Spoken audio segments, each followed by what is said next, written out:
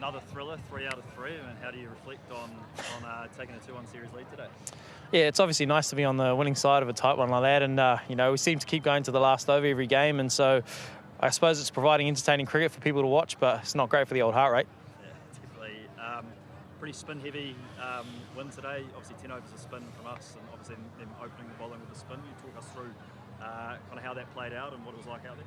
Yeah, I think the wicket actually offered a little bit for the spinners. Whether there was a little bit of bounce, and I think as the wicket sort of aged, there was a little bit of sideways movement too. So, it's probably a reason why we did end up using 10 overs of spin. It'll be interesting to see the game tomorrow on the same wicket. Assuming it dries out even more. Hopefully, there's a little bit more turn there if the weather plays ball. As a really experienced spin bowler, how do you approach bowling spin on a wicket like that generally looks a little bit flatter? Yeah, look, the way the West Indies play, I think, the margin for error is so small as a spin bowler, and, you can see with their sort of heavy hitters from the middle to the lower order, they're never out of the game. I sort of looked up with 4 overs to go, and usually if a team's 8 down and there's 50 or 60 runs to get, you often think you're sort of, on the other side of it already. But no, I looked at Rachin and I was just thinking, far out, we need to be careful here. These guys are really strong, and they showed. Romario played amazingly well again, and Springer coming in, first game of the series is pretty impressive to watch. What is it about these games, all 3 going to those, the last over and the tail wagging pretty much in all 3? Like, what's happening? Yeah, I don't know. Maybe it's just like getting engaged for the wicket. Maybe it's also the style of cricket that both teams are playing at the moment. And, for us, obviously, Santner's been amazing down the middle order as well. And, you're never out of it. Like T20 cricket, 10s, 15s, even 16s in the last, 4 or 5 overs is never out of the question at the moment. And I think the way that players train, hitting bombs from ball 1 is becoming a little bit more common. So you're never out of the game, and it's been sort of clear in the series so far.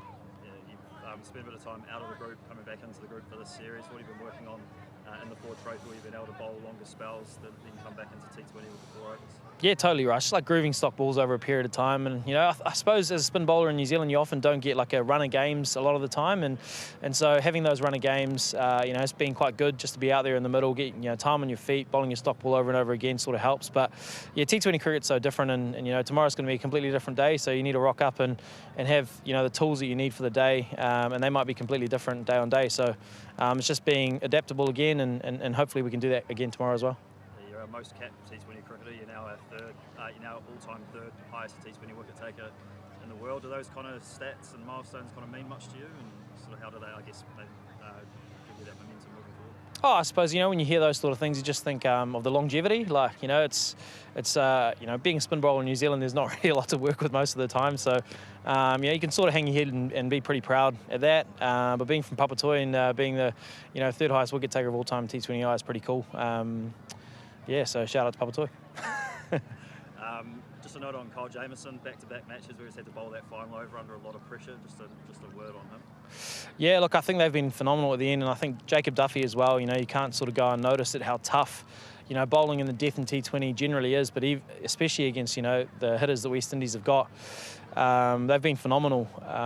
Even that pressure, like that bouncer that Kyle bowled in that last over, to be that accurate under so much pressure, I think was phenomenal, and it shows what a great bowler he is, not only in T20 cricket but all formats. So, it was great to watch. A couple of big moments that he's provided for us to win the game in the last 2, and hopefully he can continue to do that over the rest of the series.